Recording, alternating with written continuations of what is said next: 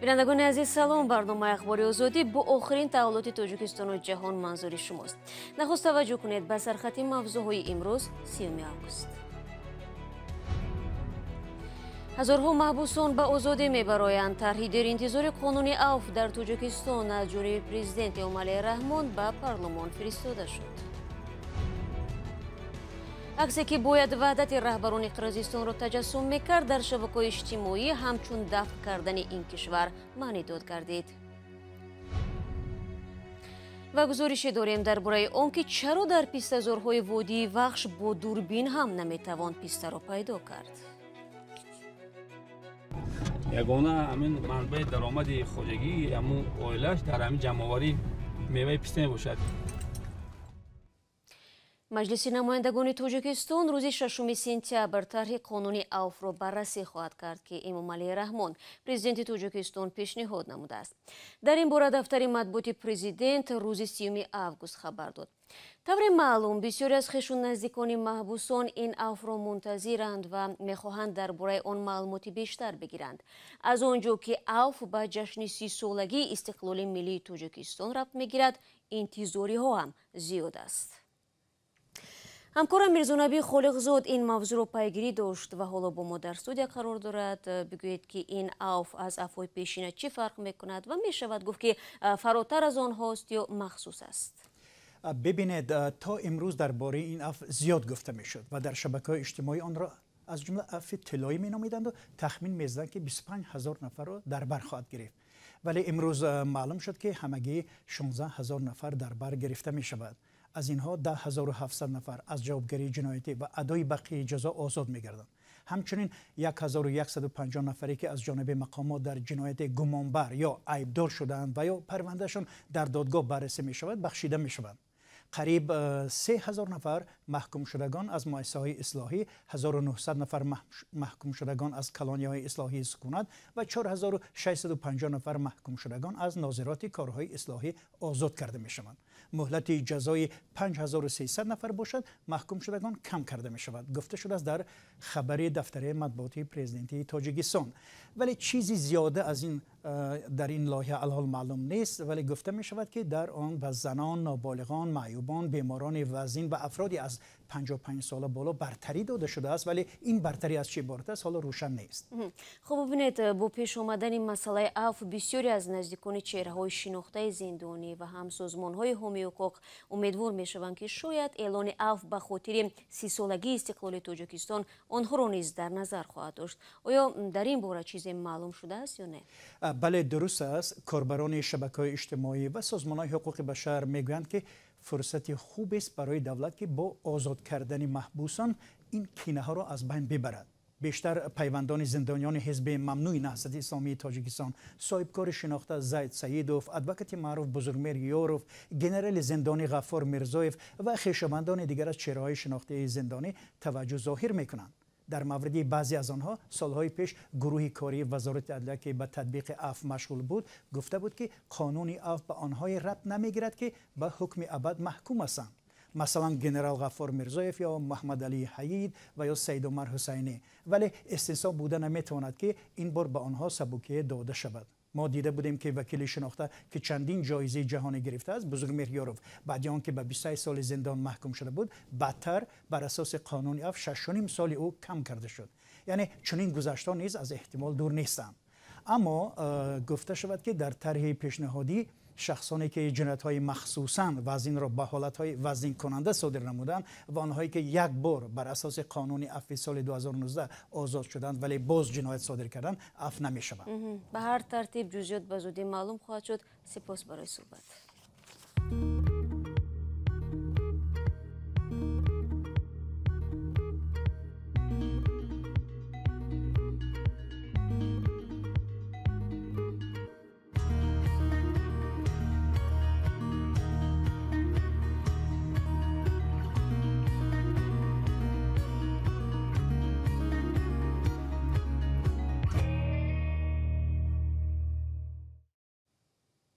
برنامه ادامه میدیم.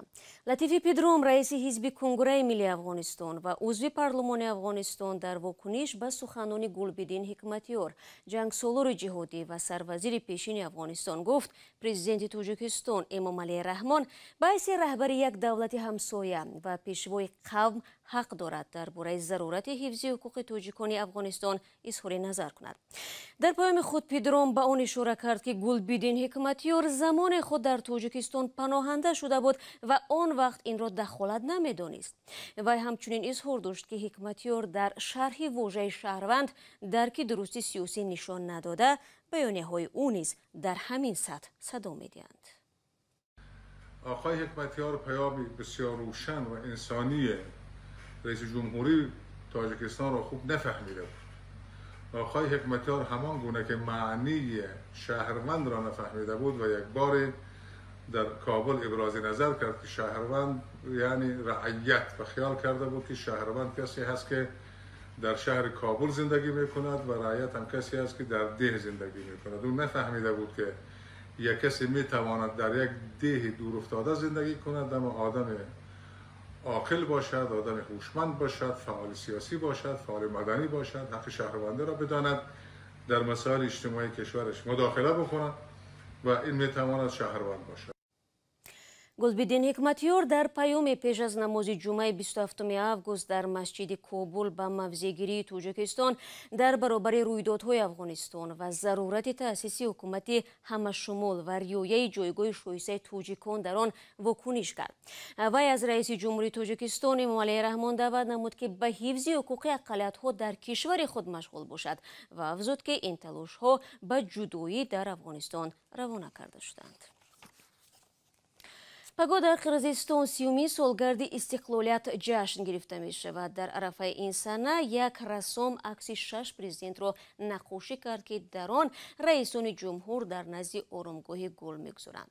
این رسم در شبکه‌های اجتماعی بحثی را برپا کرد. کاربران آن را به معنای دفن کردن کشور از سوی رهبرانش ارزیابی نمودند. هرچند خودی مؤلف میگوید هدف او تماما دیگر بود.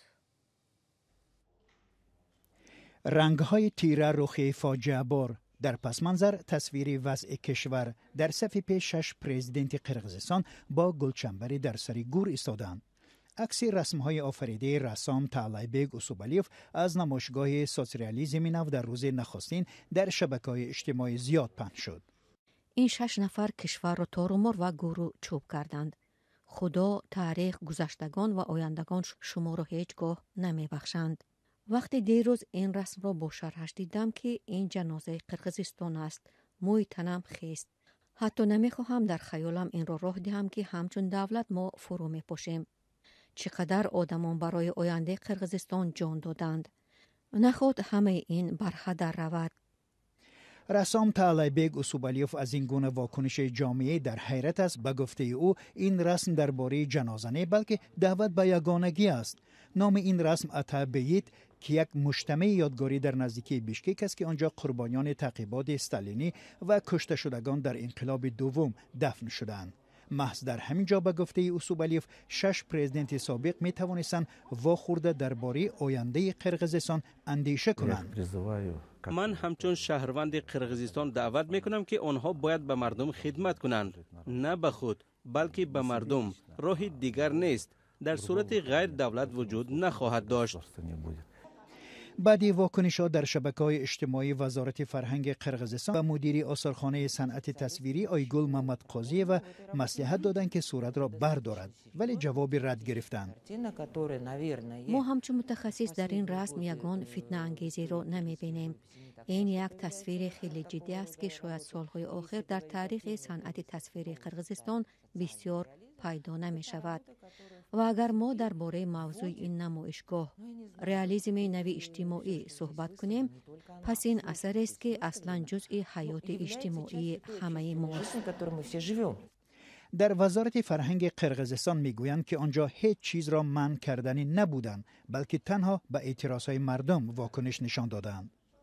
باری اول نیست که وزارت فرهنگ قرغیزستان به کار آثارخانه‌ها دخالت می‌کند. سال 2019 وزیر فرهنگ بر ضد نگاره‌های اعتراض کرد که در آن خلطه مشت زنی در نمود زنها و دختران اوریان تصویر کردند.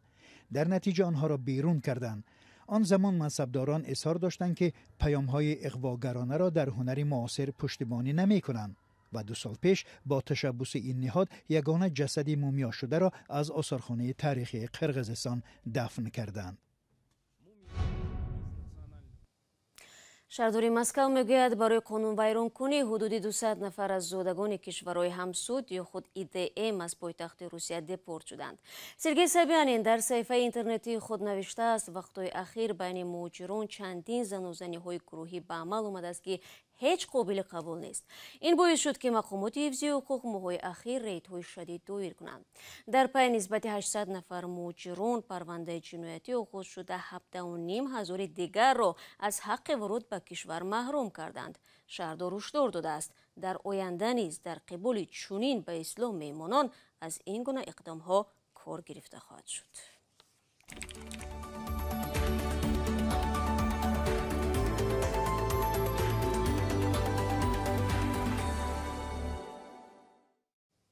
шумо барномаи ахбори радиои озодиро тамошо доред. дар ин шабу рӯз ки шурӯи мавсими чидани писта, яке аз меваҳои гаронарзиш дар Тоҷикистон маҳсуб мешавад, дар водии Вахш ҳосили хоми пистаро аз ин пештар ҷамъоварӣ карданд. ҳарчанд чидани ҳосили норасидаи меваи худрӯи кӯҳистонӣ расман иҷозат нест, вале ин гуна қонуншиканиҳо ҳамасола дар ҷангалҳои вилояти Хатлон ки беш аз 50 000 ҳисоб шудааст ба чашм мерасад. идома дар гузориши ҳамкорони мо. در تاجیکستان موسم جمع‌آوری پیسته رسما آغاز شد، ولی در جنگل پیستچینان دیدن نمی‌شوند. شاخ درختان پیسته خالی از حاصل است چون پیسته را پیش از مهلت غون کردند. این در حالی است که موسم جمع‌آوری پیسته از دهه دوم ماه آگوست سر می‌شود. امروز منطقه آرام است. ظهوربک شریپوف نگهبان 300 گکتار پیسته‌زاری وادی وخش است که میگوید مردم دیگر منتظر پره رسیدن حاصل نمی‌شوند. پیسته‌چینی آغاز می‌یابد. به همگان معلوم است که اکثریت زیادی مردم کوهستان بیکار است. یگانه همین منبع درآمد خواجگی همون اویلش در همین جمع‌آوری میوه پیسته میباشد. در یک خواجگی 10 نفر را برای جمع‌آوری غیر قانونی و پیش از موسم جریمه کردند که این عدد در سطح ولایت زیاد بوده است. با رسیدن پیسته و اجازه رسمی، ساکنان می توانند حق جمع‌آوری پیسته را پیدا کنند، ولی حاصل جمع شده با خواجگیداران برابر تقسیم کرده شود. چینیش غیر قانونی بود از طرف دهه‌های سنگتودا، نواباد، قزان گذر و بلکدشت توی توش، همین دهه‌های هستند که در همین منطقه ما نزدیک هستند. ساکنان همین دهه‌ها منتظر نمی‌شوند.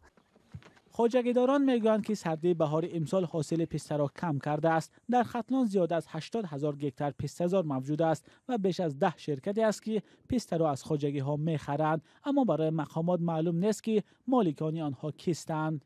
ما اوید خواجگی در قانون معلوماتی عمیق نداریم. بعد فروش اندازه معین دولتی را میسپارند. غیر از آن که 10% از درآمد عمومی به اگنتی خواجگی جنگل نزد جمهوری تاجیکستان پرداخت میشود. از اداره جنگل گفتند که پیسته ختلان صادرات نمی شود و نرخ 1 کیلوی آن 35 سومانی است، اما مردم میگویند که 1 کیلو پیسته در بازار از 100 سومانی بالاست. پیسته را اگنتی خواجگی جنگل نرخ گذاری میکند. معلوم نیست که امسال چه قیمت برای 1 کیلوگرم پیسته گذاشته می شود و خریداران چندی خواهند خرید. ҳукумат вазири корҳои хориҷии олмон гуфт ӯзбекистон мехоҳад марзашро барои он гурӯҳи афғонҳое боз кунад ки дар феҳристи давлати олмон ҳамчун афроди ҳаёташон мавриди хатар дар режими толибон ёд мешавад. маҳз рӯзи 30 август дар чорчӯби сафари 4 рӯзааш ба осиёи марказӣ ва ховари миёна ба Тошканд сафар кард. дар хабарҳои расмӣ гуфта мешавад ки мавзӯи кӯмак дар берун бурдани гурӯҳи нафарони ҳаёташон таҳти хатар аз афғонистон мисли фаъолони ҳуқуқ ва журналистон дар маркази гуфтугӯҳо хоҳад буд. баъди ӯзбекистон маҳз то шоми 30 август ба Тоҷикистон меравад. бинандагони азиз, вақти барномаи ахбори озодӣ инҷо ба поён мерасад. ташаккур аз шумо ки то ин лаҳзаҳо бо мо будед. фаромӯш накунед фардо шуморо бо хабарҳои нав мунтазирем. худро эҳтиёт кунед ва худо нигаҳдори ҳар як шумо.